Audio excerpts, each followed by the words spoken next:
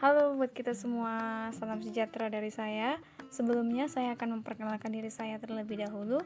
Nama saya Lesti Romanurum dengan NPM 19010101007 dari grup PGA 2 Prodi PGSD dari Universitas AKBP Indonesia Pematang Siantar. Nah, pada video kali ini saya akan menjelaskan yaitu cara mengajarkan puisi kepada anak kelas 5 SD. Bagaimana metodenya, bagaimana medianya, dan bagaimana pendekatannya. Nah, kita akan bahas satu persatu. Yang pertama, kita akan membahas metode yang kita gunakan ketika kita mengajarkan puisi kepada anak kelas 5. Nah, yang saya pilih di sini yaitu metode ceramah. Mengapa saya memilih metode ceramah?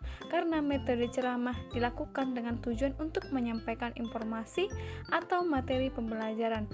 Nah, kita seperti yang kita tahu kan, mengajarkan puisi itu harus berceramah terlebih dahulu. Kita sebagai guru harus berceramah terlebih dahulu, menyampaikan apa itu puisi, apa aja unsur-unsur puisi itu gunanya untuk apa, dan puisi itu digunakan di mana saja, seperti itu.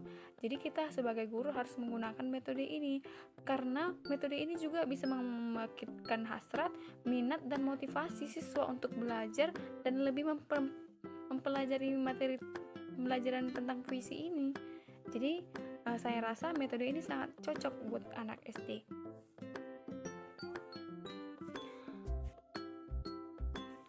Nah, kemudian media yang digunakan dalam mengajarkan puisi untuk anak kelas 5.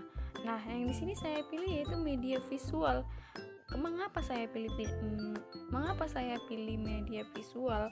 Karena media visual ini membantu guru dalam memberikan materi dalam pelajaran, dan dengan mudah anak SD itu dapat memahami. Contohnya seperti ini. Ketika kita mau mengajarkan puisi itu, nah kita tampilkan dulu seperti apa itu puisi supaya mereka langsung mengerti. Nah, kita bisa menggunakan alat-alat seperti infocus, kita bisa menunjukkan video bersama mereka, foto, atau tulis-tulisan yang berhubungan dengan puisi tadi, supaya mereka lebih memahami dan supaya siswa itu lebih tertarik. Dan media ini juga mempermudah guru dalam memberikan materi, membuat semangat siswa untuk aktif dan berakhir pada kualitas hasil belajar. Jadi siswa itu lebih semangat ketika kita menggunakan media ini. Nah, yang ketiga, pendekatan. Nah, ketika kita mengajarkan puisi juga kita harus menggunakan pendekatan. Nah, di sini pendekatan yang saya pilih yaitu pendekatan komunikatif. Mengapa saya memilih pendekatan ini? Karena pendekatan ini suatu pendekatan yang bertujuan untuk membuat kompetensi komunikatif sebagai tujuan pembelajaran bahasa. Juga mengembangkan prosedur bagi pembelajaran 4 keterampilan berbahasa, yaitu menyimak, membaca, berbicara, dan menulis, mengakui, dan saling menghargai ketergantungan bahasa. Nah, pendekatan komunikatif ini semua sudah dirangkum di situ. Nah, jadi kita dilatih anak peserta didik itu kita akan melatih mereka untuk menyimak, membaca, menulis, dan berbicara. Nah, ke dalam puisi itu kan kita harus melatih mereka menulis terlebih dahulu. Nah, setelah itu cara mengucapkannya. Jadi saya rasa pendekatan ini sangat cocok untuk mengajarkan puisi tersebut.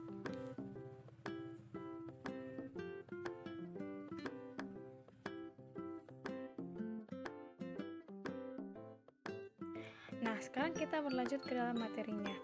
Nah, bayangkan sekarang hari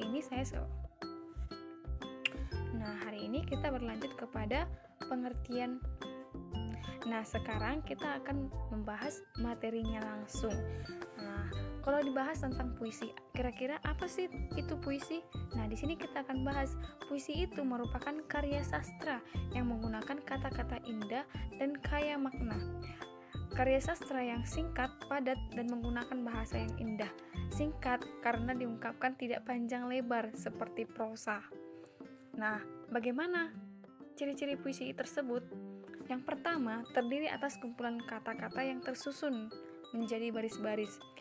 2. Baris-baris tersebut terkumpul menjadi beberapa bagian. Yang ketiga, setiap baris terakhir berbunyi kata vokal, terkadang berupa huruf konsonan. Keempat, setiap baris terakhir bunyi vokal kata teratur. Nah, setelah ciri-ciri, kita akan masuk ke dalam unsur-unsur puisi. Apa sih unsur-unsur puisi itu? Yang pertama itu tema. Tema yaitu pokok persoalan yang akan diungkap oleh penyair.